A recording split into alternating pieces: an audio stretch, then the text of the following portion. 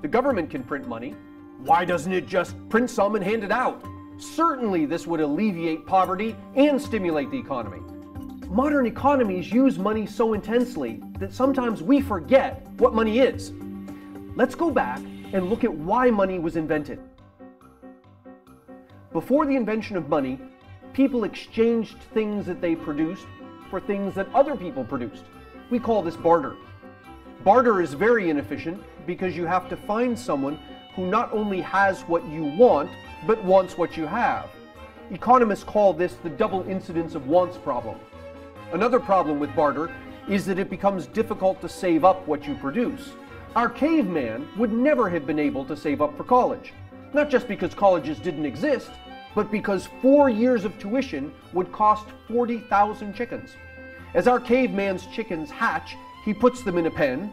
Over time, he adds more and more chickens. But as time passes, the first chickens grow old and die.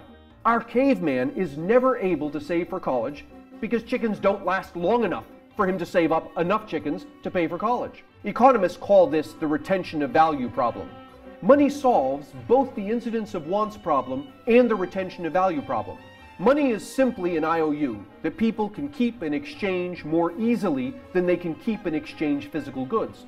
With money, any caveman can trade with any other caveman, regardless of what they produce. Because now the first person has to want what the second person has, but the second person doesn't need to want what the first person has.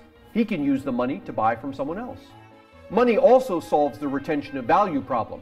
Our caveman can raise and sell chickens and put his money under a rock. He can keep doing this as long as he likes, because the money doesn't deteriorate.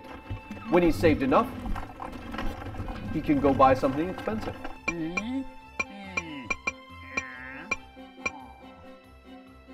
Now that we remember why we invented money in the first place, it becomes clear why printing money won't make people richer. Money is valuable because people will give you goods and services in exchange for the money. Money derives its value from the goods and services. Printing more money doesn't make more goods and services appear. It simply spreads the value of the existing goods and services around a larger number of dollars. We call this inflation. The average price level is like the number of dollar bills divided by the number of goods and services. Ultimately, doubling the number of dollar bills simply doubles prices. If everyone has twice as much money, but everything costs twice as much as it did before, people aren't better off. People aren't better off because our wealth comes not from money, but from the goods and services that money buys.